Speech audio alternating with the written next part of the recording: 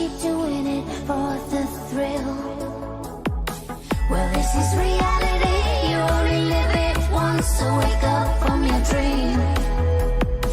But just for tonight, let the lines get blurred. Let your thoughts be free. Let your thoughts be free.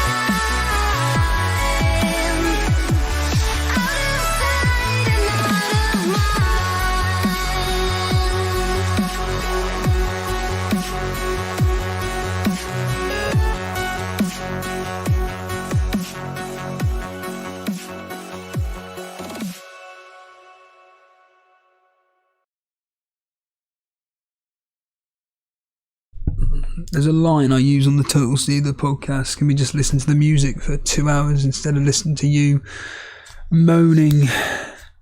Yeah, why not? What a shit fucking day that was. What a and that's just work. Fuck me. Dire.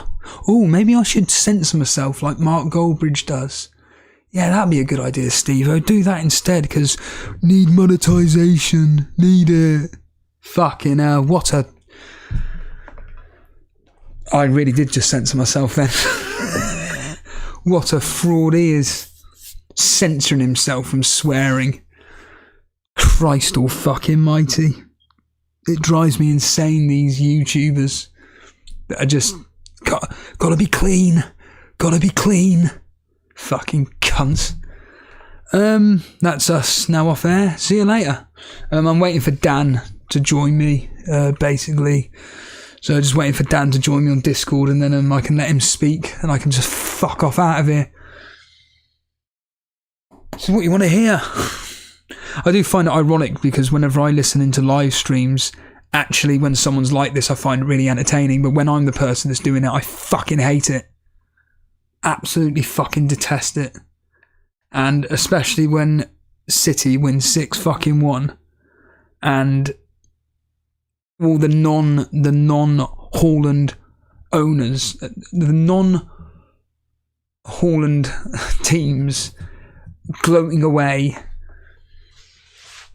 and yet they're the ones that were banging on about shitting themselves and doing -8s, 12s, 16s, 24s, wildcards just to bring him in for the fucking Bournemouth game. And now they're loving the fact that he did nothing in a 6-1 demolition, or more specifically, in a 3-0 half-time win. Because he's out for the season now. And that's going to piss people off. Oh God, Steve-o's just said he's out for the season. I'm taking the piss. I don't have a fucking clue how long he's out for. I don't care, to be honest with you. You just can't make this shit up. And thankfully, a lot of people obviously did captain him. And now it's over to Salah, who's probably going to get the goals that we all expected him to do against Nottingham Forest, because this is what happens in fantasy football, is when a player you expect to do something in 1 week blanks, the following week they do something. So, for instance, in Sky, as an example, last week I captained Trippier because I assumed he was going to do quite well against Wolves. What did he do? 0 points. This week, he's like the highest scoring player in Sky. Did I captain him? No. In fact, here's the fucking... Do you want to hear irony? I completely forgot about Sky today, because I was so indulged in FPL juice this morning, I completely forgot about Sky. My captaincy would have been on Trippier. But the problem with Sky is that it actually, because it can see that you haven't actually captained anybody or changed your captaincy, it just automatically puts it to the most expensive player for that day. So in this case, Haaland. Don't get me wrong, if I actually chose my captains, it would have been Haaland anyway. how ironic that if the game didn't do that and it was just left on Trippier, I'd be number 1 in the world. Nah. Yeah, today's been, I mean, it started off quite well. Getting in for work, doing what I needed to do, listening into FPL Juice, very good entertainment. Then I listened into I listened into it. I tell a lie. I listened up to the VAR check for McTominay's goal that he scored against Fulham, which was then disallowed. I then heard Mark Goldbridge doing his fake reaction to it all, and I thought, I can't listen to this commentary any longer. Turned it off, listened to Mind Pump, spent the whole day just going around in a tug, just looking at bins. What a life. And then put on TalkSport 2 for the Man City Bournemouth game. Had to turn it off, and then came back to it, and all I heard, it was 2-0, and I'm thinking, 2-0, brilliant, fantastic, great. I'm sure Haaland must have scored. And then seconds later I hear, what a goal by Doku, or was it a Kanji, or was it an own goal? That's 3-0 now, and who would have thought it? 3 goals and Haaland's done nothing. Oh, for fuck's sake. Absolute fucking bollocks. And even that fucking cunt there sat on the fucking screen there, Alvarez, does nothing. Jesus Christ, this is shit, isn't it? Absolutely fucking shit. And what made it worse was this morning when checking livescore.com. I really wasn't. But yeah, you like 60 minutes 0-0, 70 minutes 0-0. This is for the Man United game. 80 minutes 0-0. I think it was like the 89th minute I checked livescore.com. I'm thinking, I don't fucking believe this. I'm actually going to get a clean sheet from Leno. I'm going to get a save point and potentially a bonus point as well. And then I checked a few minutes later on I think it was like the 94th minute, and I just see 1-0 Man United, Fernandes, and I just cunt. Basically. Unbe-fucking-leadable. Piece of fucking shit. I've seen the goals as well. I mean, that goal from Fernandes, yeah, well done to him, but how it fucking squeezed through. How it squeezes through all them pissing players.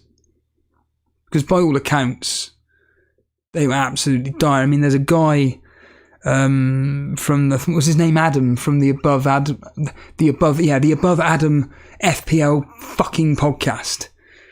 He did a Spaces, and FPL Rhinos was chatting, and he just said about the fact that Man United look absolutely terrible. And I mean, ironically, I put 1-0. I actually changed my Super Brew prediction to 1-0. I changed my Newcastle result to 2-1 to Newcastle as well. But yeah, apparently Man United are absolutely fucking awful. What about Burnley, Steve-O? Can't be fucked to talk about him. You've got Brentford in a high-scoring game, 3-2. Some of the goals are so fortuitous. Did you see the Bowen goal? I mean, fuck off. Great from a Sky team. Brilliant. Great for Sky. FPL. Jason's got him. Yeah. Brilliant. Very, very, very fortuitous Bowen goal. I mean, the Ashley Young, the Matoma assist. I mean, how the fuck you can give that an assist? It's just embarrassing. So sometimes I find some of the assists in FPL a fucking joke, and that Matoma one is a joke. It just literally just cuts off Ashley Young and loops over Pickford's head, goal. I mean, again, I'm very fortunate to get an assist from Matoma.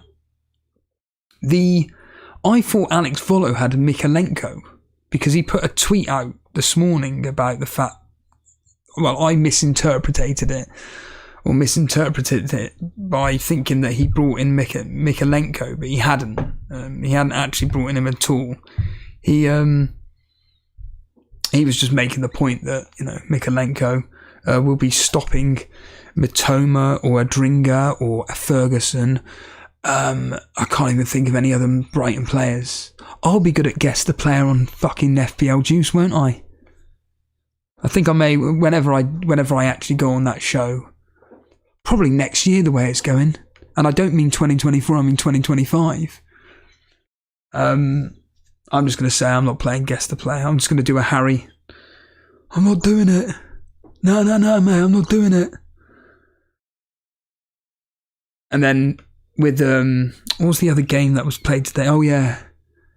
Sheffield United. I was more pissed off at the fact that I predicted 1-1 in the Super Brew for that game. And they score a 99th minute penalty, which, I mean, if no one's seen it, just check the penalty out. Norwood absolutely wallops the ball into the back of the net. I'm surprised the net didn't break. Archer's goal was, well, he fucking pinged it. He absolutely fucking smacked it. And, yeah, it's, yeah. I love those goals which come off the crossbar or a post and deflect. I say deflecting, but you know what I mean, bounce off and everything. Yeah, 18 points off about 5 players. And, yeah, I've got the usual suspects for tomorrow. In fact, I don't think there is no differentials really. I think the people that are differential are the Salah captains and anybody that owns Darwin. I think they're the two. So Darwin owners and Salah captainers, it's now over to you basically, because everybody else pretty much has the same players available. And yeah, just crazy. Let's just quickly say hello to a few people here. The Flying Dutchman. Fucking hell. Fozzie's here. Christ, I thought you'd vanished off the face of the planet. I haven't seen you for, well, since last season. Chucky's here, Harbour Boy. Someone called Johnny Coates. And by the way, if you do enjoy the content, why not actually subscribe to the fucking channel rather than fucking unsubscribing? Fucking pieces of shit. Juicy Bear Gaming, why do I recognise that name? I recognise that name from somewhere. Johnny Cox is saying all these other FPL channels are so vanilla. God bless this chap. Fucking hell. What a patronising prick. We're not the best FPL channel manager's desk. I'm telling you, it's FPL Juice. And I'm not even saying that from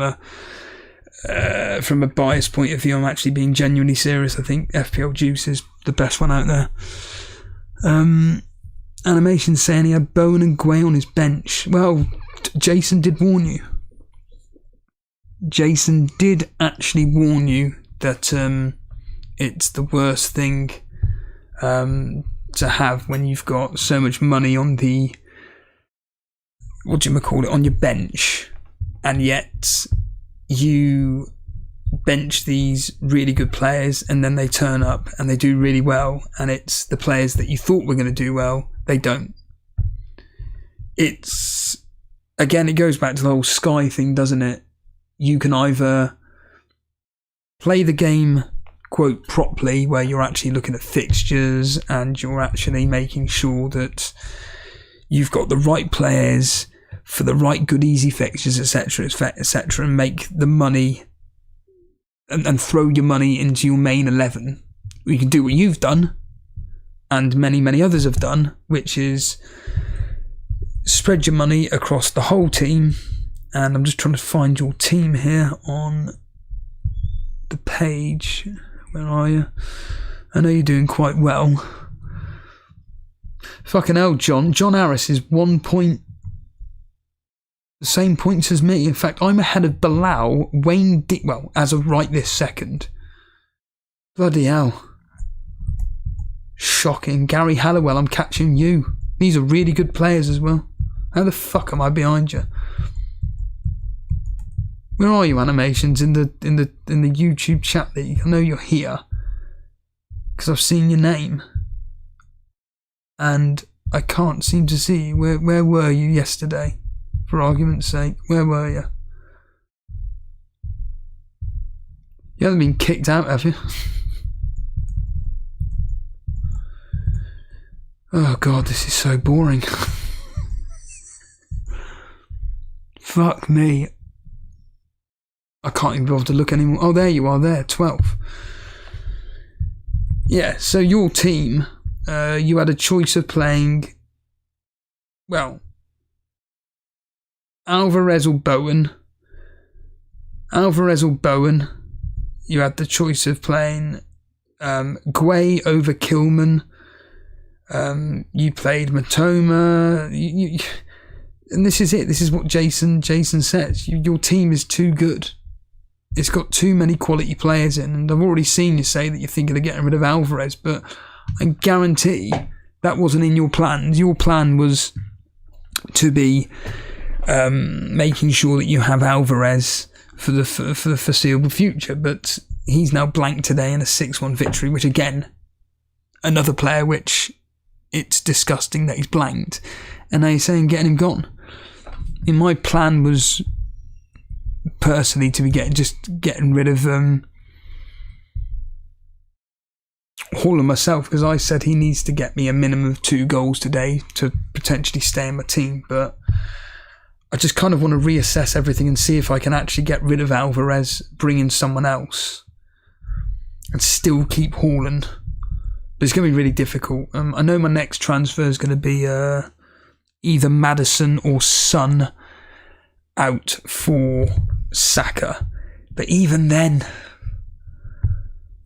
I'm really not... I mean, I'm waiting for Dan, but I'm really interested to see what Dan made of Arsenal/Saka specifically. Because again, I heard he didn't play particularly well today either. It's a big game. Is he being run into the ground? I think he is, personally. Matty T, afternoon. Pretty ordinary game week. Cheers for all the content. A member for 32 months.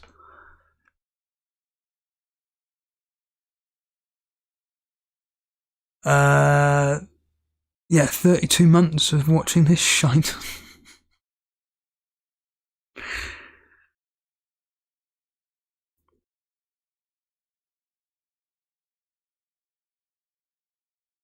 Shacky's saying you got to roll the transfer. Surely I don't own an Arsenal player, but they looked awful.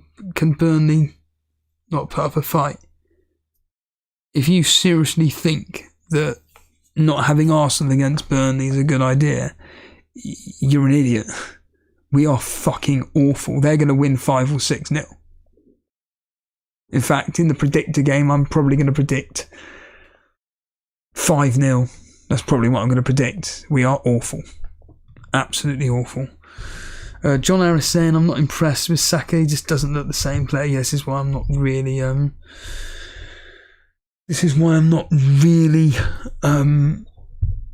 that fussed about bringing him in. I've always thought about bringing in Martinelli. Just for a one-off. Martinelli. Because I was listening into the radio and I kind of got the last 10 minutes on the TV and they were saying how bad Trossard apparently didn't, when he came on, wasn't particularly great. But Martinelli up against Vitinho he's going to do what Sterling did. And I think I'm probably going to bottle it. But I think what I'm going to do is I'm probably going to do the Saka move, but to be honest, that's only because I fear that Martinelli could be benched, but Martinelli against us is going to tear us apart. And I really do think that he could be the one to be going for. Martinelli could be the one next week, which could be an incredible buy. Just seeing there's quite a lot of people watching. Make sure you are hitting the like button and making sure you're hitting the subscribe button. It would actually be nice to get some subscribers on board. You know, new viewers that actually enjoy the content, like Johnny. Fuck it. Fucking hell. And Dan's here, thank God. Hooray. For anybody that doesn't know who Dan is, Dan was the former host of this show before other commitments got involved, and we can introduce him into the show right this second. Dan, are you with us? Good evening, Steve. How's it going? Thank the Lord. Well, I don't know if you've been listening to the first 20 minutes of me just fuming and getting pissed off at the fact that it's been an absolute shambles of a day, and topped off with your team losing 1-0. Yeah, it's been a rubbish day of FPL, and it's the first defeat for the Premier League season for Arsenal. Yeah, I mean it was a bad-tempered game. I mean, let's get that out of the way to start with. In terms of Guimaraes, I don't know how he stayed on the pitch. We certainly roughed it up as well, but yeah, Newcastle they were very aggressive. Not necessarily in a sporting way, but we were poor. We weren't fluid enough. And I was saying with my friend Alex, actually. Is he watching? Did you tell him you were on and he's going to be listening in?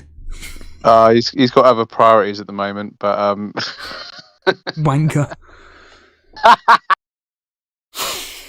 But no, in all seriousness, I mean, the issue is obviously there's no Partey, there's no Odegaard, there's no Jesus, and the players that come in to replace these three key players are not of the standard required for big games like this. You can, against pub teams like Sheffield United, you can roll them in and it's fine. But when I look at it, I mean, Jorginho, Havertz, and Nketiah, they're just not those players that, they're okay in a sort of, against a lesser team or against the sort of lower teams, but it's just not. And I did see what John Chapman said in the chat about Saka. He was off the pace. Martinelli, you mentioned that as a potential pick. He was the only one I could really say came out of the game with any credit, really, because he was trying to make things happen, and maybe Rice as well was showing fight as he always does, but it wasn't much of a game, really. I can't say Newcastle played amazingly well. It was a scrappy game. There was a lack of fluidity within both teams, and but it's a big loss, really. And I think that Carabao Cup, I don't even know if it's still called the Carabao Cup, but the League Cup defeat midweek, I think that I really do feel like that had an impact, because it was such a bad performance and result that football's all about momentum, and I think they just took that into this game a little bit as well. My assessment I only watched the first half of that game because I was just sick to death of the non-competitiveness from you lot against West Ham. I thought that it was more like what Dyche used to do with Burnley, which was, don't worry about the FA Cup, lads, just don't get injured, basically. We want to focus on the league and the Champions League, and that's what it felt like with the Carabao Cup. And talking of you mentioned about Bruno Guimaraes. I heard Mark Goldbridge going absolutely apeshit about the fact that why he wasn't sent off, and it's the same with Havertz. Is the flying 50 metres or whatever it was, why he wasn't sent off either. I mean, what were your takes on both incidences? I mean, Guimaraes, he does Jorginho very sly, and then he later in the game, admittedly Vieira did overreact a little bit to it, but he got Vieira in the face as well. He's just, he should be sent off. Havertz is lucky not to be sent off as well. I'm amazed that he was on for the second half as well, really, because he did another stupid tackle in the second half.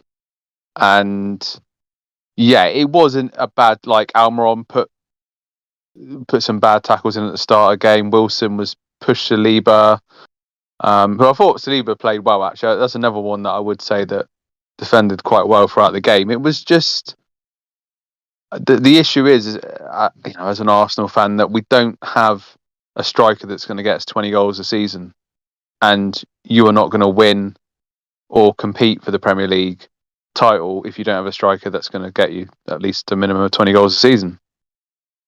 I've literally just put the chat on. I see Nick from FPL Juices here, and Nick, you may want to rewind pretty much to the start of the show, because pretty much all I was doing was talking about FPL Juice, essentially. I didn't mention your cameo, actually, Nick, and the amount of times you were in your car and you just mentioned guys. Ridiculous. Anyway, overall though, with the match and everything, I mean, where were you watching it? I was just watching it at the George Paps in Bournemouth. It's quite a busy pub, to be fair. Obviously, it's Saturday night in Bournemouth, so it's going to be busy. Lots of what I call lad Bible lads out, sort of ready to have a fight in Bournemouth tonight. A few Newcastle fans, a few Arsenal fans. Quite a raucous atmosphere in there that kind of matched the tenacity of the game, really. But yeah, I mean, decent atmosphere. But it was just, it's like with Nketiah as well, a good backup striker. But once again, I knew what was coming after, the hat trick against Sheffield United. I was like, right, okay, what's he going to do away to Newcastle? And there's just no movement.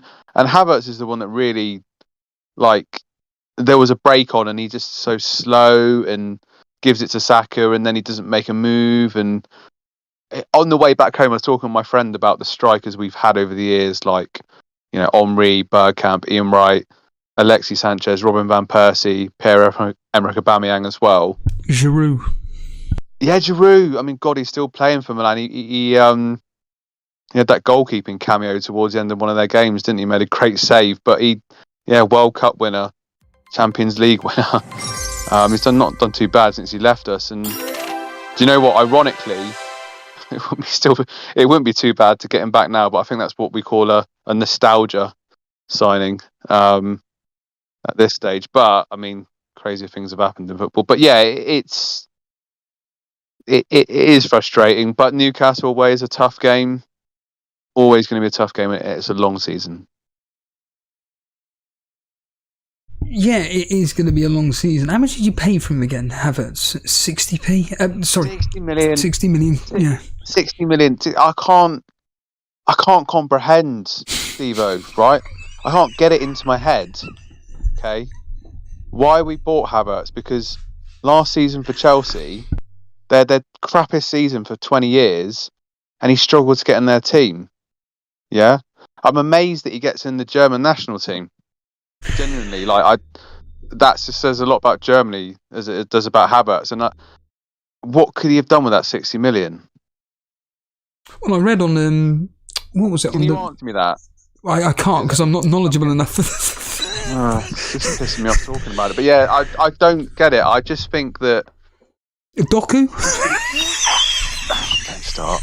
But I mean, look at Maddison for Tottenham. I hate to say it, but I know it's a slightly different position, but look at what he's doing. And I don't like to scapegoat players. I like to get behind players, and I do think that he should have been gradually introduced into the team. But it's okay, he was good at Leverkusen 3 or 4 years ago, and he showed signs at Chelsea of what he could do. But it's just, I think Arteta wanted to make him a project or something like that. And funny enough, one of these guys that I do this hot desk workspace with is a Chelsea fan, and we were just joking about the players that Chelsea have sold to us and vice versa. And when you look at it, what was it? Willian, he was awful. David Luiz, all right, his heart was in the right place, but he got sent off 5 times in one season. It's better when the players do stay on the pitch. I did kind of like David Luiz, but anyway, I'm just going off into a history lesson now. So yeah, you're probably best to stop me, really. I'd rather you carry on talking, so I don't have to. I mean, we've got your team. I mean, then we had Petr Cech, who once again was decent for a little bit, and then he just went off the boil. We had Gallas once again. He was another one with the right spirit, but he was just an absolute lunatic. And have I forgot anybody? I feel like I've forgotten somebody. Oh yeah, I mean, obviously we've got Jorginho. Yeah. Jorginho is a decent backup player. Once again, he has his decent games. Like, he played well against Man City this season, and he can come in and do a job. But he's not the answer, and it's a big downgrade from Partey for me, really. So, yeah. I've got your team up on screen at the moment. You're doing very well this season, as I've discussed with you privately. Yeah. And you're top of the Torbay. Well, you were top of the Torbay Elite Mini League. You're not anymore. You won't be tonight. I think it's Darren Monday that will go top because it's so tight within that particular mini league. I think. Sorry, Gary, his brother, will be going above you. I think even I potentially could be going above you, but I took a -4, so I think I may potentially be on the same points as you, because it looks like Trippier could be getting 3 bonus points after that Newcastle. In fact, looking at it here, as it stands right this second, it's Joe Linton, Lascelles, Trippier on 3, and then Gordon will be getting 2. Nick Pope may get 1, but I doubt it. So yeah, I may be ending up on almost virtually the same points as you, Dan, as we go fighting on between between myself, you, Sai, and Jason, of course, even though Jason's a bit further back. But you are doing well this season, and you had today Areola, Matoma, Saka, Alvarez and Haaland playing, which is fair enough. Your backup keeper, remind me, is who? Your substitute goalkeeper? It's Turner. The Nottingham Forest goalie. Yeah, Turner, our ex-Arsenal. Yeah, so you're in that situation where you've got, like me and a lot of people, 2 crap budget goalkeepers. Was there a result today which stood out to you where you thought, wow, because I think that Brentford West Ham game is probably the one? Yeah, that's the game, isn't it? I mean, that's the game that will, be the one people look forward to watching tonight on Match of the Day. I mean, Mopé finally getting his goal.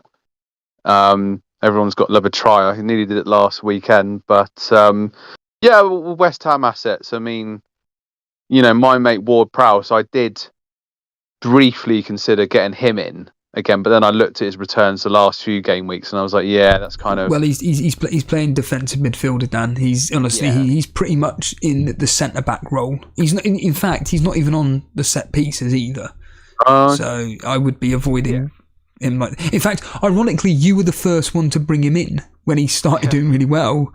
And now you're thinking of bringing him in when he starts. No, I'm not. It was just I had to take Neto out, and I had to get a midfielder under 6 million. So you sort of, it's a bit like when you're in the sort of bargain bucket, Ali and Morrison's or whatever, and you've got to look through your options. And yeah, I just got John McGinn. Well, I noticed that, and I just instantly thought of Yelena off FPL Juice, and she was banging on about McGinn and how actually he's a really good asset to be owning. He's 5.5 million. He's an individual this season who has got 2 goals, 2 assists. In his I think the championship season that they came up into the Premier League, he was like their top goal scorer, top assister, whatever, same difference. Now of late, the last 4 games, he's returned 3 attacking returns, 2 assists, 1 goal, 5, and an 8-pointer. Obviously tomorrow they're away at Nottingham Forest, which isn't going to be an easy fixture, but you're happy to go with McGinn moving forward with their fixtures being obviously Nottingham Forest, then it's Fulham, and then it's Spurs, Bournemouth, Man City, Arsenal. You're cool with having McGinn then, because there is that guy called Anthony Gordon that did very well today. Yeah, well, thanks for reminding me of that. I mean, McGinn, it is a little bit of a punt, but it's kind of nice when your team, I don't know, it's just nice to mix it up a little bit. And when it's someone under 6 million, your options are, you've got a bit of a mix. I mean, you have Douglas Luiz in the pack as well there. So I just thought, it's just a bit of a gamble. Let's see how that goes for a few weeks. He's had decent form recently, reasonable fixtures for Villa. And obviously good. Villa have been really good this season, bar the 1 game at Newcastle. So let's just give it a go and see how it goes. Really, for under 6 million, I'm not going to sweat on it too much, And it's nice to have that little differential pick in there that doesn't cost too much money. You can just see how he goes, and then if it's not so good over a few weeks, then ship him out. Really. So I think he's definitely, he's been Villa for a few years now, Scottish international, underrated player in my opinion. So let's just see how he goes, really. Just a quick reminder, if you are brand new around here, make sure you're hitting that subscribe button, make sure you're hitting the like button as well. Thank you very much. So, on to your day itself, Dan. Did you know that the Fulham Man United game was happening, and did you get any viewing of this match whatsoever? I had a match report from Alex Loader. So Okay. Alex, he supports Bournemouth, but he also supports Man United, which I just find absolutely atrocious. But yeah, from the match report and what he said, it was a pretty dour game. I know that obviously United got their late winner, and takes a bit of the pressure off after a terrible result in the League Cup the other day against Newcastle, and the general disharmony around the club with all the different things that seems to be happening. It's a bit like a soap opera, isn't it, really? And a particularly bad one. But yeah, I mean, they got the win. But certainly United, from what I read, anyway, obviously didn't watch the game, that some of the players, it doesn't seem like they're playing for Ten Hag, and there's just a lot of disharmony there, isn't there, really? Yeah, I was absolutely fuming when I was kind of like checking in every 10-15 minutes on the scoreline, and I'm thinking, I'll be honest with you, all I was thinking is, I fucking changed my result on Super Brew from 1-1 to 1-0 to Man United, and the more it was getting closer, it was kind of then, my brain was then going, oh, actually, I could be getting a clean sheet here from Leno, this is amazing. And then when I saw Fernandes score, I'm just thinking, what a fucking arsehole. But then I thought, oh, I got the Super Brew prediction right. But then I was like, oh, but Leno's gone and conceded a goal. He's got one save point from it at least, so 3 points. Yeah, Man United are a team which they're completely on the downward spiral, and I think... did you see the goal by any chance? No. There's a lot of goals today, and I mean a lot, that are very, very fortuitous. And the Man United one, don't get me wrong, he did what he needed to do, took the shot, but the way it went in, you're just like... very similar actually to the goal that they scored against Burnley. Not as quite world-class strike from Fernandes, but still a very, very well taken goal. Then obviously we mentioned the Brentford 3, West Ham 2, Bowen scoring again away from home. West Ham in FPL, they're one of these teams, aren't they, Dan, where it's just either pick Bowen or nobody from them. Yeah, Bowen's having a good season, and that's another one I'm thinking, God, I wish I had him in.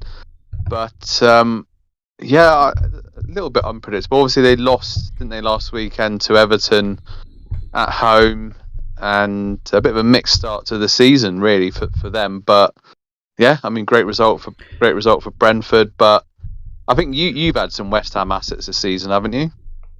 Yeah, I got rid of James Ward-Prowse this week. I brought in Douglas Luiz. Well, technically it was Matoma, but whatever. So, yeah, I just had to get him gone. But Bowen, the annoying thing for me, and this happens every single season, is that my knee-jerk reaction to a transfer, I'll give you a simple example. Even this week I said, right, I want to bring in Anthony Gordon and Diaby, but that was before the game last week when Diaby got his double-digit haul. But I wanted to bring in Anthony Gordon and Diaby, but I went, nope, I want to bring in Matoma. I want to bring in Matoma because he's one of the best players for Brighton. Brighton have got some really good fixtures coming up. And I just left it and decided this week to do that move, because then I saw that Nketiah I could bring in for the exact money as well. So I just thought, stuff it, I'm just going to do that move. But with Bowen, when he was like I think he was like 7.1 or 7 million, I could have got him in then. But I stupidly was just stubborn. I went, nope, don't want to bring him in. And since then, he's just been scoring goals for fun for Jason. I'll tell you a player, though, who did look good today, or more specifically look good on the highlights, And he got an assist today as Mbeumo, just ticking along, doing what he needs to do. For whatever bizarre reason, when Tony isn't playing, Mbeumo seems to step up, seems to perform really, really well. He's third in the midfielder slot. He's 10 points behind, or 11 points behind Salah. This season alone, he's got 6 goals and 3 assists. He's 6.7. Their next fixtures, they're not that bad. They've got Liverpool away next, which isn't particularly that great. Then they've got you guys at home, which isn't going to be an easy fixture. But then they've got Luton, Brighton, Sheffield United, and then Aston Villa. I tell you what, for 6.7, if anybody's looking to offload, like you mentioned, James Ward-Prowse, or I don't know, Neto, and they've got money in the bank, or they're not really enjoying the fact that this Adringa of Brighton didn't look great, so they're thinking of moving him onto a sub 7 million individual. Could Mbeumo be the one, Dan? So, I mean, 6 goals and 3 assists already for Brentford. That's some good going. And like you said, when Tony's not there, he seems to step up. I did have him earlier in the season, actually, got Wieser as well. But I think, once those, obviously you mentioned Liverpool and Arsenal, once those games are out of the way, I'm probably tempting fate saying that now, but once those games are out of the way, then, it's a decent run of fixtures. And like you say, for 6.7, obviously you want to catch the price rise, but not a bad tip, to be fair. Gravy Dave mentioning about Kudus. Now, do you know anything about Kudus for West Ham? Do you know much about him at all, other than that he plays for West Ham? Yeah, I mean, obviously he looked good in the week against us, and as a player we were linked with, actually, that's a player we maybe should have bought instead. I'm not going to keep mentioning Havertz, but player instead of him. But really exciting young player, and definitely one to keep on the radar, I think, for West Ham. But I think most people's money will be on Bowen for the moment still. Yeah, I think once, because Kudus has been, if I look here, he started the last 2 fixtures, but prior to that he's been in and out of the team. I think David Moyes has been trying to figure out a way of how to fit him in the team. I think he potentially may have found that now in that number 10 type role. Their upcoming fixtures next. Nottingham Forest at home, not great, but then Burnley away, where they're going to win. Crystal Palace at home, they'll win. Spurs away, they'll definitely score. Fulham away, they'll definitely score. Then Wolves at home, they'll definitely score as well. And I'll tell you what, Gravy Dave could be onto something here, because Kudus at 6.5 could be somebody to be looking at, but we can only fit so many players into our teams, and with a lot of the expensive midfielders like the likes of Son, Salah doing so well at the moment, even the likes of, say, Jota, who could be an individual that could perform really well tomorrow. I think that trying to fit these particular individuals in is actually quite difficult. It's really frustrating that there are so many particular individuals that are performing so well, like Anthony Gordon as an example. It's like, well, he's playing for Newcastle, he's playing on the left hand side, he's nailed his position, he's looking really threatening. In fact, I watched the last 10 minutes of the game, Dan, and I must say, Anthony Gordon, he looks really threatening, doesn't he? Yeah, we were talking about Gordon during the game. I mean, he's obviously got pace and skillful and gets in some good positions, and for the price point, and obviously Newcastle, picking back up now, you could do a lot worse, really. Jammy bloody goal that was, though, but that's probably the bias coming in me. But yeah, I mean, in that price bracket, like I say, he is a threat, and I think that's another. It's like Steve-O's bargain picks. These are at the moment. But this is the thing, though. It's the players that seem to be performing really well at the moment are those bargain players. I mean, if I look through, I'm probably going to be proven wrong now. Yeah. Well, no, I say that. I'm not. So the top 2 performing players midfield-wise at the moment are Salah and Son. Followed by Mbeumo. Well, he started at 6.5, I believe he did. If I quickly check it, was he started at 6 million? I can't remember what he started at. He started at 6.5 or 6 million. I can't remember now. Someone in the chat will probably remind me. Bowen, I'm sure he was 7 million when he started. Saka was 8.5, but I classify him as a premium player. Maddison, he was really cheap. He was 7.5. Diaby, then you've got Douglas Luiz, and then this Jensen, who I believe is only up there because he got a couple of double-digit hauls. But then there's the likes of Gordon, Hwang of Wolves, Foden today, randomly popping up with a blasted goal, which infuriated me. But oh yeah, that's what I wanted to ask you.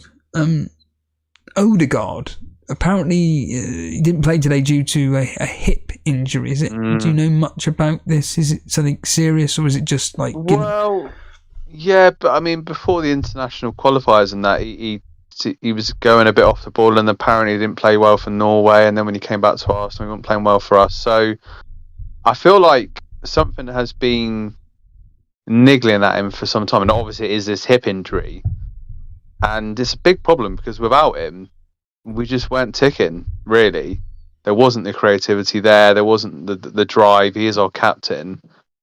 And it's a big miss. I know he because this League Cup game that I watched on Wednesday. Obviously, I turned it off for 15 minutes because I was just disgusted about how rubbish we were. But he came on for that, but got an assist. But yeah, it's like, why bring him on for that game? And I think obviously it's that bad that Arteta doesn't want to risk him. So yeah, it's a big miss, isn't it? Really, when you think about it, when you've got like Odegaard and Partey, they have been key players for us the last few years under Arteta's tenure, and Partey he's just so injury prone, and without these key players in the big games, we are struggling really. Yeah, and it's an issue. I do think though that. Do you agree with me that maybe Arteta runs some of your players too much into the ground? You take Saka as a prime example, maybe even Odegaard. Yeah, like when they came on Martinelli and Saka, like with 30 minutes to play against West Ham, I was thinking, like, what's the point? What is the point? Yeah, exactly. Like, because this game is dead. I mean, there have been crazy games. I think we did come back from 3-0 down against West Ham once years ago. And ironically, Odegaard was at a blinder in that game when we had him on loan from Real Madrid. But the point being is, players, they do need to be rested. He doesn't seem to trust Reece Nelson, because Reece Nelson, out of all the players on Wednesday, was the one that can come away with some credit. Yeah, I agree. Yeah, he stood out, didn't he? Yeah, he did, and and it's like, to him, he must be thinking, well, signed a new contract, he gets these games in the League Cup or whatever. But it was like against Lens when Saka was, he could have played Reece Nelson, and then Saka got injured in that game. We lost that game, and it's like, when he comes on, Reece Nelson, he offers something a bit different. I mean, I know people were slagging off Trossard. Trossard with a corner delivery was abysmal, but he actually did, apart from that, he did okay when he came on. But that's another strange one. Trossard, 12 minutes to go. I mean, it ended up being 20 minutes because obviously all the injury time, but that's another player that gets assists and gets goals, but doesn't really, he doesn't really seem to feature as much as he should. He didn't start against Sheffield United, for example. So he obviously doesn't have the trust in some players. And even for the goal, like Raya, I just thought was poor. And there's something with Arteta, with goalkeepers. There was Leno that went, and I know, Leno's a good shot stopper, and since he's got back to Fulham, he's played well. He's got back in the national side, and he's got people lots of save bonus points for their teams. And then Martinez, helped us win the FA Cup and then the Community Shield, and then he went. And now Ramsdale. There's something with him and goalkeepers, because Ramsdale, he didn't do great on Wednesday, but his confidence is probably shot. And he's more, I don't know if you've seen what he said in the press, Ramsdale, but he's more or less said, look, if I'm not playing for England in these games next month, then we'll have to consider things in January, because he wants to play Premier League football. He wants to be number one for England. And I don't see what Raya is doing that is so much better than Ramsdale right now. I just don't see it. Someone needs to, you know... I know Klopp said that he was, you know, he could be a midfielder, and I just don't... No, not for me. I think Arteta can be stubborn sometimes. It's funny you say that, because that actually beautifully links us into the Burnley Crystal Palace game, where you just mentioned there you don't see what Arteta sees in Raya compared to Ramsdale and vice versa and all this. And it's very similar to Burnley, where a lot of the Burnley fans, again, I'm not going to profess to be able to watch any of the Burnley games and whatnot. I'm not going to profess to be an expert into Burnley, but what I do see is just football for what it is, or just a team sport, and being involved in a job which is regarding teams. You can see what works and what doesn't. And with Vincent Kompany as an example of a manager who, for whatever bizarre reason, doesn't play any of the team that got us promoted last year. And it's a real concern. You've got today's team: Trafford, Vitinho, O'Shea, Bayer, Taylor, Koleosho, Brownhill. So there's our Vitinho and Brownhill. So that's two players that played for us last year. Sanderberg, Gudmundsson was also a key member. Rodriguez, he was always injured, so he never played. And then Amdoumi, he never played either. So of that starting 11 today, 1, 2, 3 players got us promoted that were regular starters last year. Trafford, he's 19 years old. Bayer, I believe, is only like... In fact, I can click on their names. I just realised this. Bayer is only... I'm sure he's like 21. He's 23. O'Shea, who was brought in from West Brom, 24. You've got Amdoumi, who I believe is like 21. He's 22. And then Koleosho, I believe, is only 19 or 18. And yeah, he's 19 years old. The players that he brought on were Nathan Redmond. It's just ridiculous. Wow. Nathan Redmond. You also had a guy called Odebert, who's only 18. Larson, who's 25. And Tressor, who's 24. Again, players that didn't... Not one of those 4 players that came on for us played for us last year. They're all summer signings. And I listened to this podcast called the Turfcast, but I've literally said to my uncle now, I don't think I can listen to it, because it's just the same thing every single week, which is, why aren't we starting these players? Why does he feel the need to be playing kids? I don't understand why he seems to think that X player is better in that position when actually he's more better further forward, i.e. Sanderberg. He's more better as a 10 than he is as a defensive midfielder, as an example. And it's almost like it's like Vincent Kompany's almost self-sabotaging himself. It's almost like he's trying to overthink. You know how in FPL, how people... I said it to you, didn't I, earlier on? People overthink to the point of where they're just sabotaging themselves with their own thought processes. It's almost like Vincent Kompany's trying to be too clever. And rather than, like with FPL, playing it simple, doing the basics, because none of us do it, but doing the basics. Same with Vincent Kompany. And what happens? We end up losing 2-0. I mean, my uncle said that despite the scoreline, apparently we actually played quite well. But playing quite well and still losing is just not good enough. And he was telling me that we just do not have anybody that can score any goals. Like, yes, I get the fact that we've lost Nathan Teller. We didn't bother pursuing him. Same with Harwood Bellis.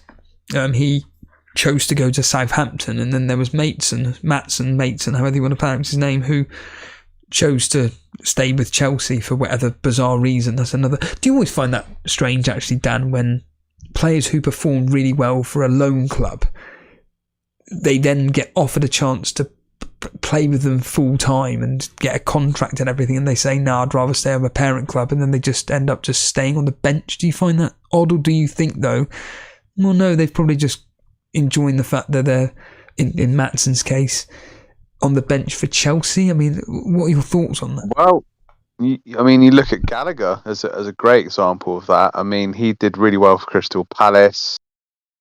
I'm pretty sure that they wanted to keep him based on his performances, and then he's sort of got into the Chelsea side, hasn't he? Obviously, like, come up through the ranks at Chelsea. So maybe the way they do look at it is a stepping stone, really.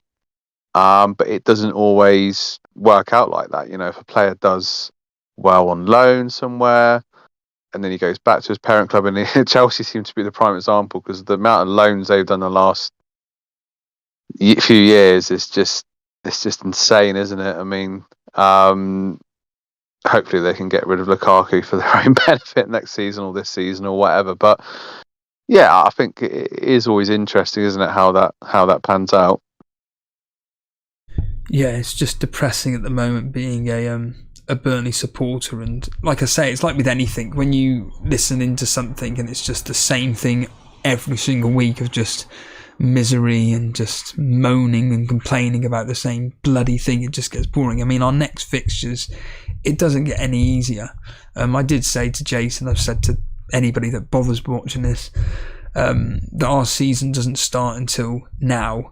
Well, Brentford, well, technically Bournemouth, I said our season doesn't start. We lost to Bournemouth. I was hoping to get a win there, a draw against Crystal Palace. That's what I was hoping. Now we're up against you lot next week before the dreaded international football. We're up against you, where we're going to get absolutely annihilated, and Nketiah will do well against us, as you mentioned. Yeah, he loves the pub teams, doesn't he? We're at home to West Ham, where we're going to lose that. Then we're at home to Sheffield United, where we should be winning that, but the way Vincent Kompany is at the moment, we haven't got a team. We've just got well, that's it. We're not a team. We're just a bunch of individuals with no direction. And when you are working in a company where you're a bunch of individuals and you've got no direction, you don't have a clue where you're going, and it just all completely crumbles around you. So Sheffield United will probably get something against us. Then we're away at Wolves. Well, no one beats Wolves away. Brighton away, forget it. And then we're at home to Everton, where they beat us the other day 3-0. The Premier League is just absolutely savage.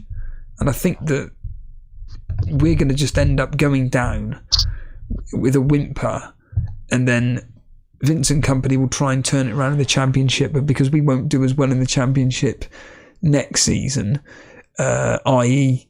we'll be lucky to get into the playoffs, he'll just be like, do you know what, I can't turn this around, and end up leaving. That's kind of like my pessimistic prediction at the moment. But anyway... Do you think he'll get the whole season at Burnley if things don't turn around? Yeah. He's got too much stock in from last year, but I just think based on what the fans of Burnley are saying when they're watching, is that the performances are absolutely terrible. For instance, when we were at Brentford on the Turfcast, I mean, they all go to the matches and they basically just said, it's not the fact we lost, it's the fact that we were so bad that there was no fight in us. And apparently a lot of the fans' are biggest complaints about the players is the fact that they just do not show any heart. So last season, for example, you could tell they were a proper team. And when Ashley Barnes announced his retirement live on Sky after the Blackburn game, after we beat them 3-0, I think 2 or 3-0, and it was quite emotional. Even me sat there watching it, seeing Ashley Barnes pretty much shed a tear, saying like, look, I'm leaving, this is my last game for Burnley and everything, and I've had a word with Vincent Kompany. But the reason why it was quite upsetting is because it was funny enough, I watched a documentary yesterday about the Band of Brothers, because a randomly Time Team have decided to do a one-off special about the easy company, digging up some barracks and everything. But the point being is that they were a team. They were a bunch of men that were together as one, and that's what it was like with Burnley last season. We were a team together as one. Everybody was fighting for one another. Whereas apparently this season it's just, meh. I'm getting paid £15,000-20,000 a week. I don't give a shit about Burnley. I'm an 18-year-old kid.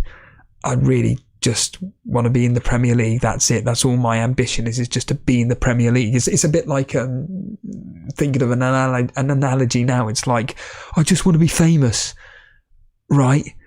I'm really popular on Instagram, and it doesn't mean anything. And it's the same with these people for Burnley. It's like, you're great, you play in the Premier League, but you're shit. Like, you don't care about the club. You don't want to be playing for us. Get out. As David Brent would say, just get out. God, it's depressing. Yeah. No, it is, because it was such a lot of promise from last season, and the football you were playing and the direction was clear, and there was a lot of optimism at the start of the season. But the Premier League, let's be honest, from the Championship, it's a big step up, like all the promoted teams have found this season. And I mean, it's the stats don't lie, do they? And it's going to be a big ask to turn it around. And you're kind of looking at, of the teams near the bottom, you obviously got your Luton, your Sheffield United, Bournemouth as well, and yourself. Those are the four teams that are going to be, obviously 3 will go down, 1 will cling on for their dear lives. But you're looking at thinking to yourself, well, come January, what can you do in that transfer market to improve things, really? Look, this is the problem, is that I don't think, even if we brought, it's the cliche line, even if we brought Lionel Messi and Ronaldo to the team, they ain't going to do anything, because the team around them aren't performing as a team. I mean, I'm looking at with Luton and Sheffield United, Sheffield United are, like us, completely doomed. But by all accounts, they're putting up a fight. Same as Luton. If you actually look at Luton's results, they're pretty tight games. There's the odd anomaly here or there, but pretty much their games are just 2-1 or 1-1, pretty much. With us, I'm looking at it here, 3-0 to Man City, 3-1 to Aston Villa, 5-2 to Tottenham. Okay, we had like a good result against Salford, 4-0. Then we lose 2-0 to Newcastle. Then we beat Luton 2-1, and then it's 4-1 to Chelsea, 3-0 to Brentford, 2-0 to Bournemouth, 2-1 to Bournemouth, 3-0 to Everton, 2-0 to Crystal Palace. And then we're up against you next, where, if I just quickly look at the history here, I know for a fact it's terrible. Well, I say that. This is crazy. Again, this is underneath Dyche. The last 6 games against you, Dan, have been really tight. So it's been 2-1, 0-0, 1-0 Burnley, 1-1, 1-0 Arsenal, 0-0.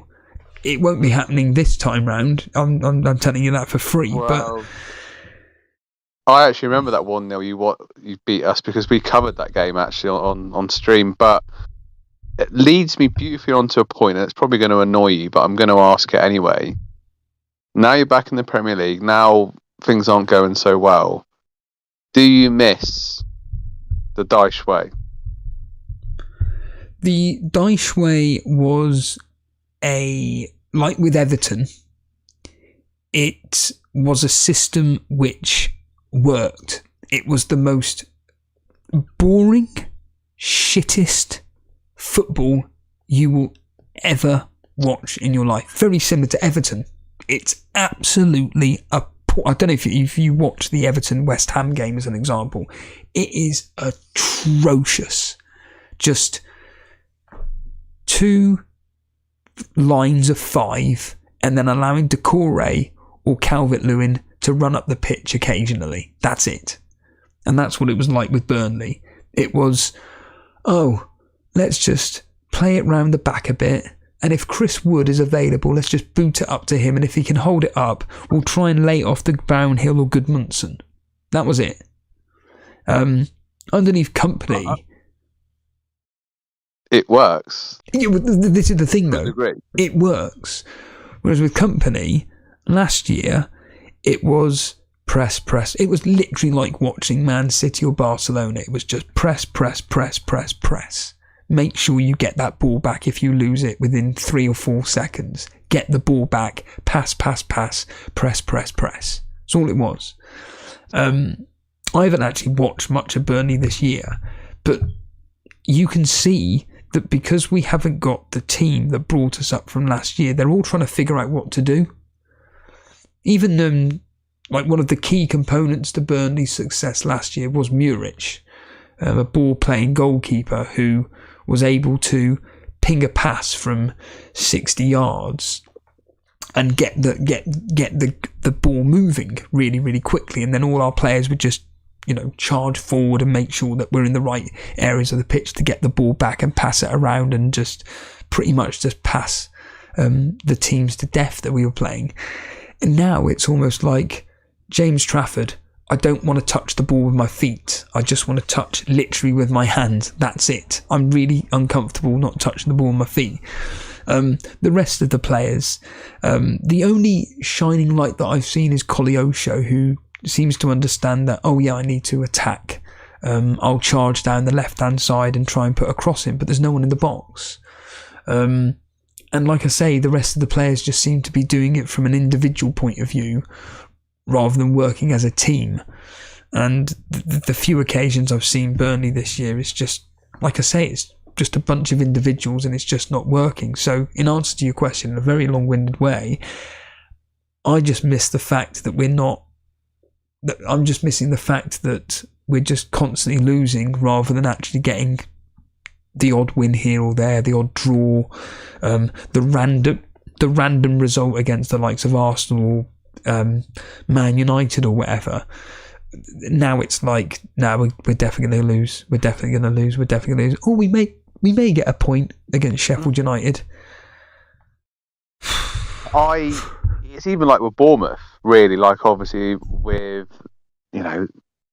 O'Neill losing his job and RIOT taking over, and like they're playing a different style of football.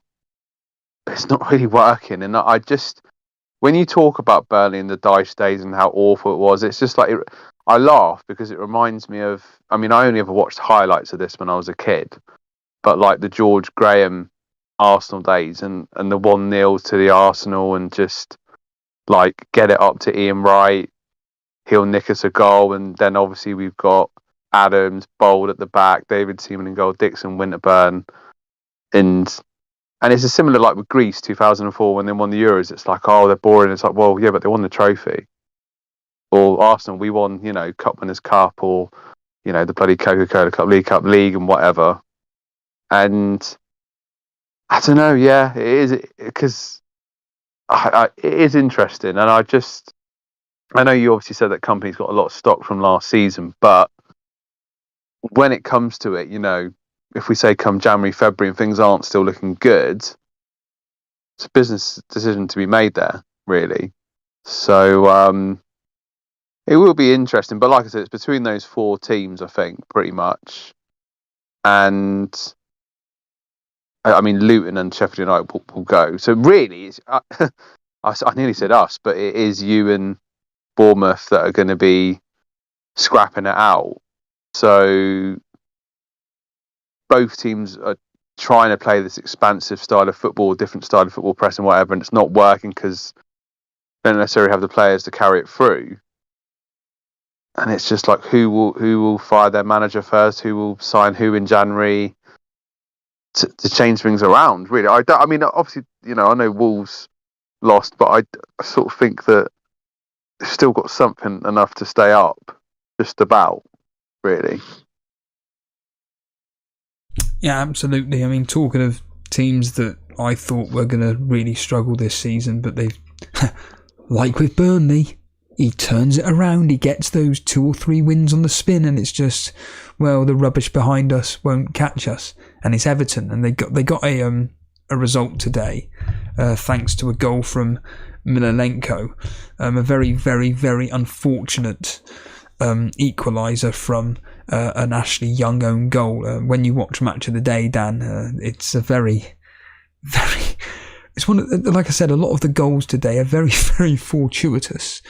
The Kudus goal, the Bowen goal, as an example. This own goal here from Ashley Young, the Fernandez one, the Akanji goal / Doku, Doku shot / Akanji backside goal. You had the Archer goal with Sheffield United. Like I said, very fortuitous goals today. And Everton, like I say, drawing 1-1 with Brighton. Do you think with Brighton, Europe's catching up with them now? Do you think that he's ironically similar to Kompany, where he's just changing his team every week? Do you think De Zerbi's doing almost the same thing with Brighton? It's almost like he's trying to be too clever by bringing in various different players, and it's just now backfiring. Because if I look at, again, I'm probably going to be proven wrong, but if I look at Brighton's last several results here, so they are 7th in the league, 1-5, drawn 3, lost 3. But their last 6 fixtures, well, I'll ask you, Dan, off the top of your head, how many games have Brighton won in the last 7 fixtures in all competitions? I'm going to say 3. They've won once, and that was against Brighton. That was against Ajax, 2-0.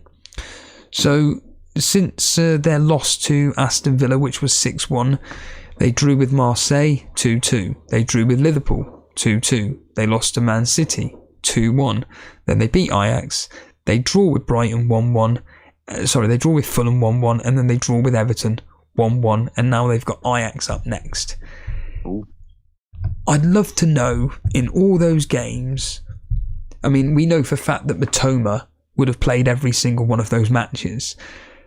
How many of the teams, or how many of the players were the same players that played in every single one of them? The only two I can think of are probably Matoma and Dunk, that probably started every single one of them. The rest of them, like with Burnley, complete mismatch all over the place. And do you think that De Zerbi is just trying to be too clever, playing too many different players because he's got such a vast array of options?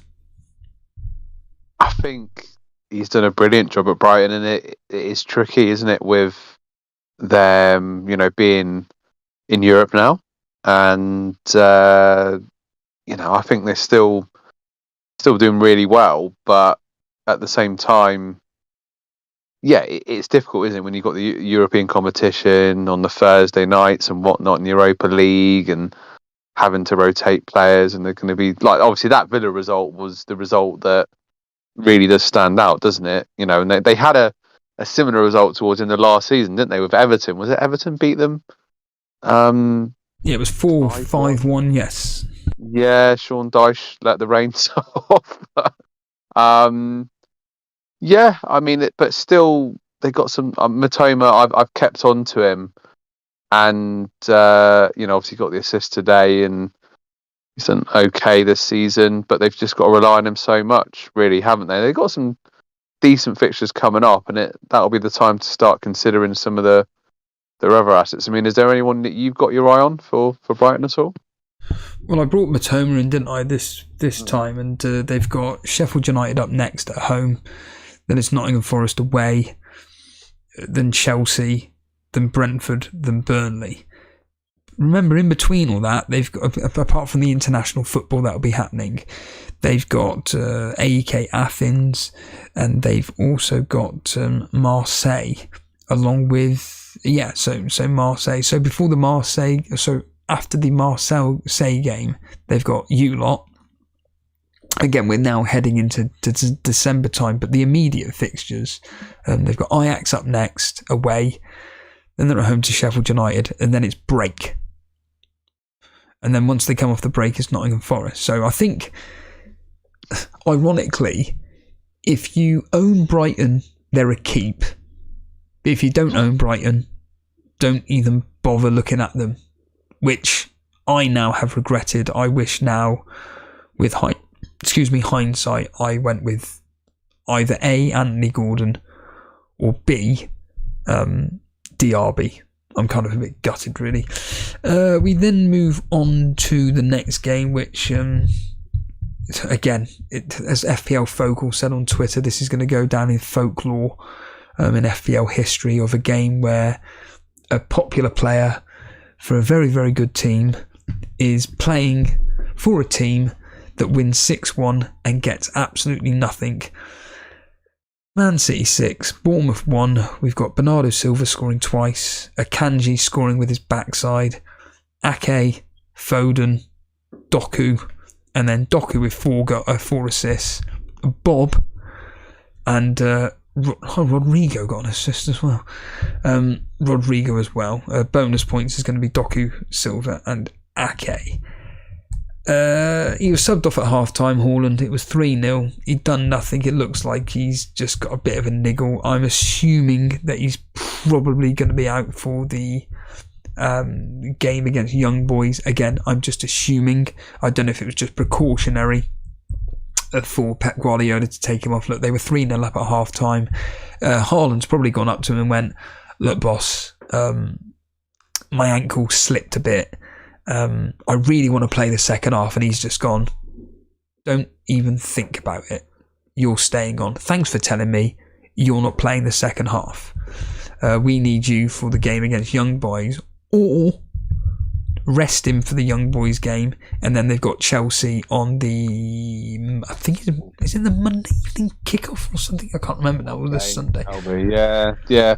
I mean, I've seen some of the comments in the chat. It is ironic about Maguire at 4.2 million making his comeback of recent and into the United team, and he outscored Haaland and Alvarez, who are my two strikers. I mean, Alvarez is one he's definitely on my hit list at the moment.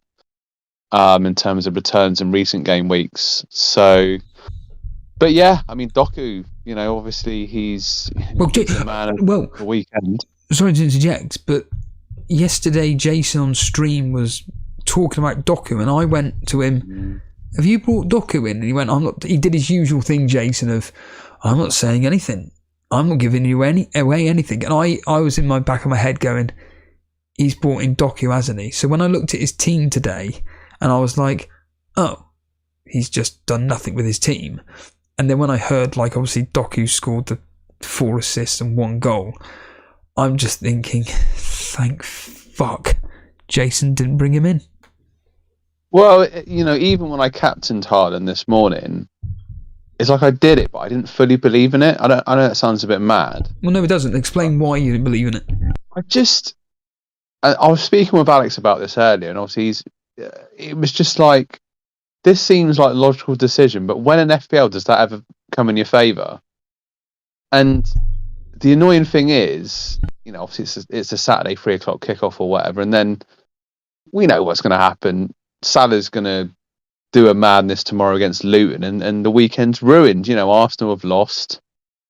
Alvarez is blanked. Haaland's blanked for me, and then it's just, I looked at it and think, well, surely Haaland's going to match what Salah does, maybe. And I don't know, Salah played during the week against Bournemouth. You try and look at all this reasonings, and Luton, like you said, they've put up a fight in their games and whatnot. And I just felt Bournemouth would get it's pretty grim for Bournemouth getting smashed 6-1. But yeah, I mean, Doku come from Rennes this season, obviously very pacey, dynamic winger, and it's just an interest see how it goes as another sort of, dare I say it, differential Man City player to get in there. Obviously, risk of rotation, whatnot, but that is the most annoying feeling in FPL, though. I feel for Jason a little bit, because there's always times when you consider getting a player in. You deliberate it, and then you just go with the safe option, and then you get punished by the game of FPL. I've got some bad news for you, Dan. Here we go. Looks like I'm going ahead of you tonight. Great. In fact, so I've gone ahead of Sai. Yeah. This is literally updated, this is without bonus points. So without bonus points, I'm going to go ahead of you because you haven't got Trippier. Trippier, because he's going to get 3 bonus, takes me above you. I'm above Si. I go above someone called Doug. Who is this Doug Francis? Doug Francis. Doug's a friend of mine from Birmingham. So, yeah. So I go above you. Well, I say I go above. Yeah, I definitely go above you. And there's a very, very small chance, because it's so tight in the Torbay Elite. So basically between Darren Monday in 7th and his brother Gary, there is 8 points covering. And between me and Gary, there's 5 points. Now, I don't know what players these have got or anything like this, but that is just... Oh yeah, he's... Bloody Gary has got Trippier and Gordon. Bastard. Either way, it's really, really tight at the moment in the game. In fact, Gary... Is it Gary? No, it is my friend. Well, I say my friend. Someone I used to work with now. Sahil. He's captain's son. He's got Haaland in his team. He captain's son. He had Dan Burn in his team, who obviously was taken off at the 56th minute or something. I can't remember now. 40. Okay, he was taken off at half time. Anyway, yeah, it looks like I'm going slightly above you, Dan. But back to the games quickly here. So we were just talking about Man City and everything, and Alvarez and Haaland and everything, and obviously you've got both of them in your team. Are you still on the same wavelength as Jason, where it's like it's just madness getting rid of Haaland, or is it more you thinking, actually, I think that the value for money that, say, Watkins can bring you, or maybe even Darwin, I could go down that route with a 3-4-3 possibly. What are you thinking on the Man City assets, basically? It's a tricky one. It's like Salah a few seasons ago. My friend Ben, another friend from Birmingham, he is a devout Everton fan, and he won't have Liverpool players in his team. But a few years ago, he actually finished second to Jason on the last day of the season. Jason pipped him, and this is a season where Salah had a great season. He didn't have him all season, and he did really well.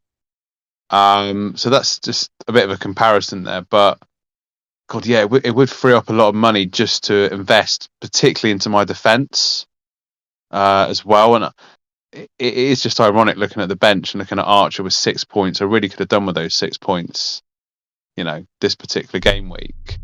To be fair, your defence ain't that bad. Simicas, Romero and Cash, they're pretty... In fact, they're not just pretty good, they are very good assets. Yeah, I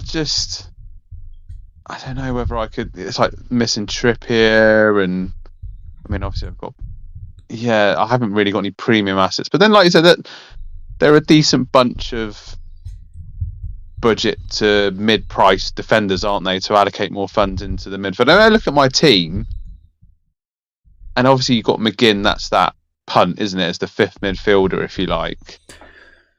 And I've just got Alvarez. Alvarez is the one that's frustrating me a bit at the moment, based on his, the last 4 games, he's got 2 points, 2 points, 9 points against Brighton, 2 points against us, and then it was 8 against Wolves, 1. So it's a bit... I don't know whether there's somebody else I could get in there that would deliver a bit more value, really. So that's the one I'm looking at the moment and thinking, is it time to pull the trigger figure and get somebody else in? But I'm just wondering who the best option would be at that price point. I mean, I'd have 7.7. I'm not going to do this now, by the way. 7 point. Who else can I get? I mean, there's Darwin. But he's 8. Man. Oh, he's 7.5, Darwin. Yeah, and he's banging form at the moment as well. And he's their first striker as well. 10 against Forest, 4 against Everton, 5 against Brighton. Didn't play against Tottenham. 6 points against West Ham, and obviously got the good goal in the League Cup against Bournemouth. So, you know, our Liu Kang man might be the man to get some life back into my front line of my team. Well, certainly from my personal point of view, I'm looking at getting rid of Doggy in the next few games. I can still hold on to him for now. I'm waiting on injury news from Udogie, but if I can hold out with him, I'll be happy to just hold, and then it'll be Matty Cash who I'll probably end up selling, I think, potentially. I don't know, but either way, my plans are about getting Arsenal in. Arsenal in for that Burnley game next week. But yeah, with Man City, I just agree with you that what you just said regarding every week when you think, I said at the start, when you think that a popular captaincy pick will come through, they blank.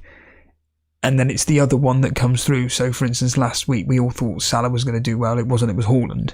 This week we all think Haaland's going to do well. It's probably going to be Salah tomorrow. So yeah, it's just one of those swings and bloody roundabouts that we're all on at the moment. Sheffield United versus Wolves. I mean, is there much to talk about in that game, Dan? I mean, I know you haven't watched any of it, but well, you say that, mate. There's always something to talk about. And I want to talk about my mate Archer on the bench with those 6 points. You know, pain. Check his goal. Watch his goal. It'll remind you of the Pro Evo style goal. Well, I mean, it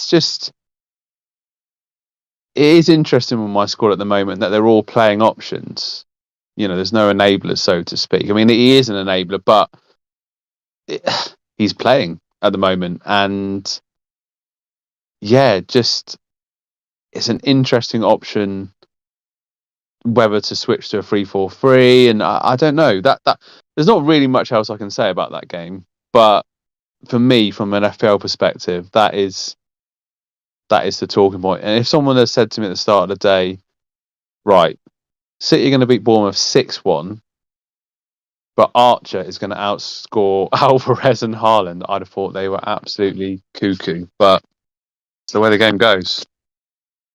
I think the only good thing that comes out of today, the only good thing is that a lot of us are in the same boat. I mean, Gamil is saying about, I mean, he came on the show, I say came on, but he was in the show yesterday in the chat saying how should he captain triple captain Haaland, and I went, don't do it.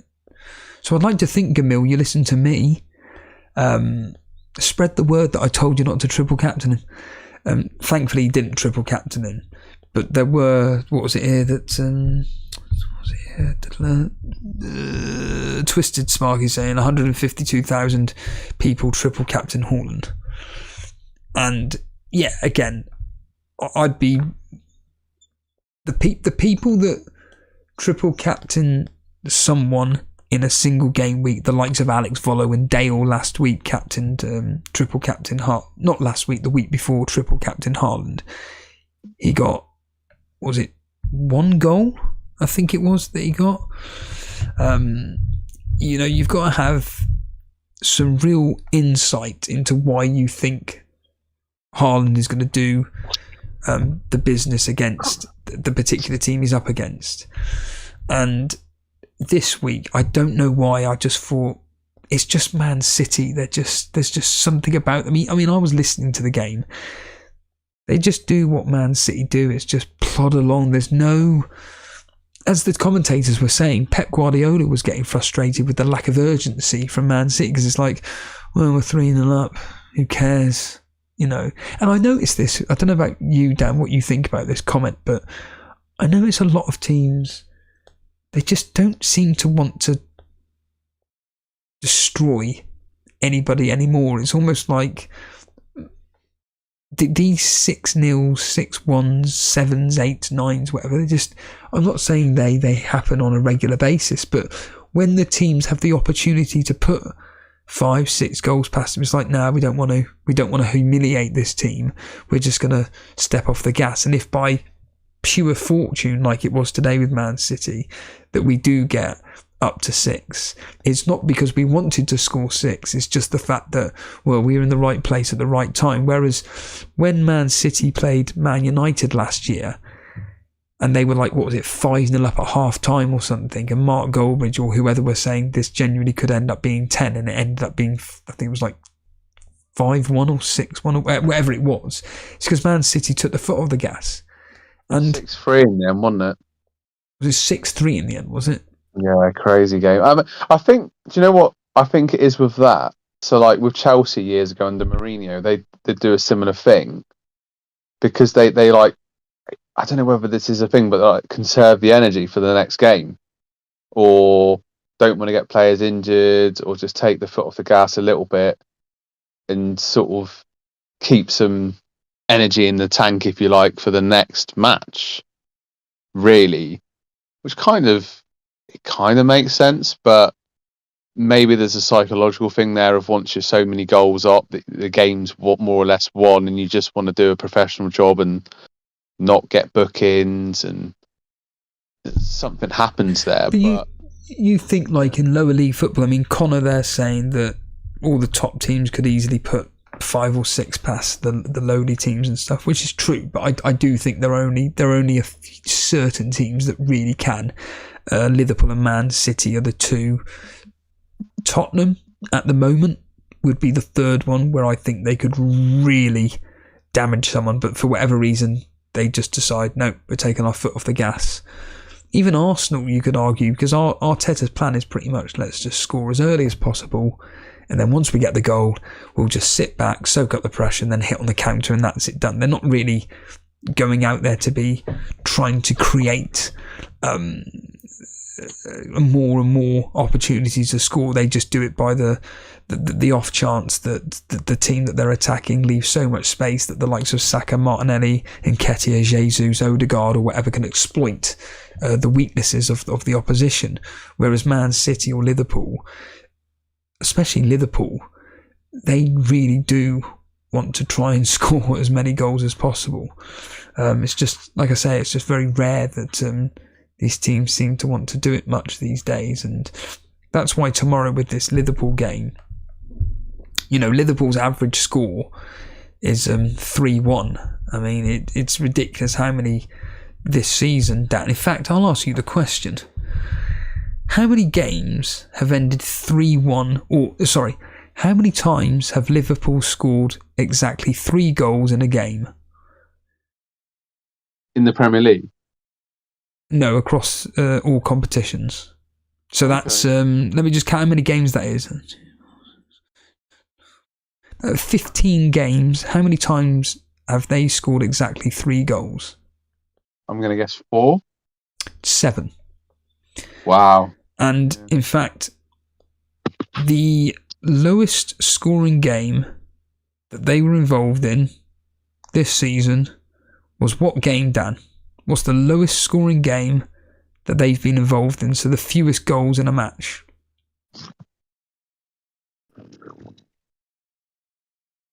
It's happened twice, actually, but... Testing me now, man. One was a very, very recent result.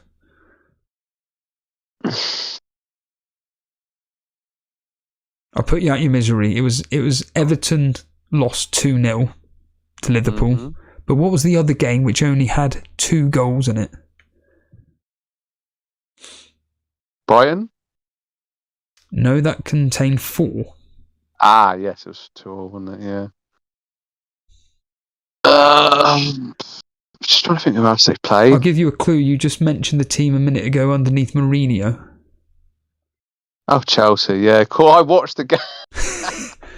Yeah. I watched the game. I went to the pub to watch it with all these Chelsea and Liverpool hooligans. Yeah, it just feels like a really long time ago now, because obviously it was back in August when the sun was out and the season was new.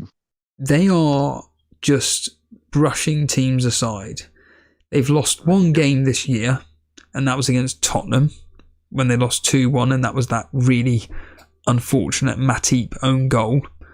And the VAR decision as well. And 2 red cards in that. They've had quite a lot of players sent off this year. They've had 5 players. Oh no, sorry. They've been involved in 4 games with red cards in. But other than that, they just seem to win this year. Tomorrow they're up against a team in Luton who, like I said, they're not getting absolutely annihilated. What's your prediction for the game against Luton? I think I put 3-0 on the predictor game, or 3-1. Yeah, in the words of Mr. T and Rocky 3, my prediction for the game is pain. I think it'll be 4-0 to Liverpool. Okay. I think they're going to have some fun, as you like to say. Yeah. I think, like I said, and this is, based on the second half of last season, that I think Liverpool will do well this season. I said that at the end of last season. I legitimately said it. And they are looking good this season. And whether this is more just, disappointment after the game after, I did say I think Liverpool will probably challenge Man City the most this season. Tyler, is this... No, I don't think it's the same Tyler. He's saying here, I took Haaland out of my team in Game Week 8 and I've had a green arrow ever since. I've decided to captain Núñez this week.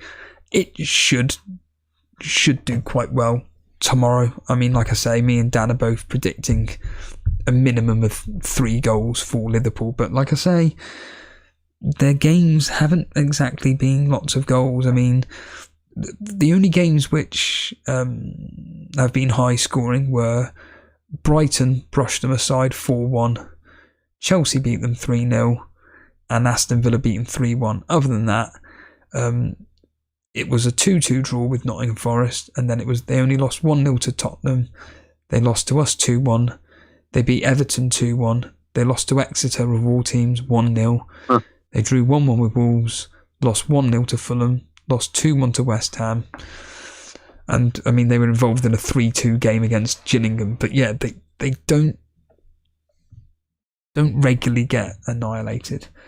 But we will find out tomorrow. Anyway, Dan, on that note, let's get out of here. Let's breathe a sigh of relief that we can move on to another dawn. What's your prediction for the Aston Villa Nottingham Forest game, just of interest? I think Villa will win. It's obviously won't be an easy game, but just the way Villa have been playing this season, full of confidence. I don't think it'll be easy, but I'm going to go 2-1 Villa. Yeah, that's what I'm predicting. Just to scrape by 2-1. Anyway, thanks everybody for watching this stream. It's gone on a hell of a lot longer than I thought. Sunday surgery is happening this week. Jerome is asking. Yes, I won't be here because I'm going to be going to the Planet FPL live, so I won't be available, but Jason said he will be streaming tomorrow evening. And pretty much, as I always say, thanks everybody for watching. Make sure you hit the subscribe button, make sure you hit the like button. Dan, have you got any final thoughts before we go? The final thought really is that the whole thing around Haaland and whatnot, I mean, I wonder whether just taking him out would just make FPL more of a fun game each week when you're thinking about your captain. Just a thought. There we are, everybody. Get rid of Haaland. See you later. Cheers, guys.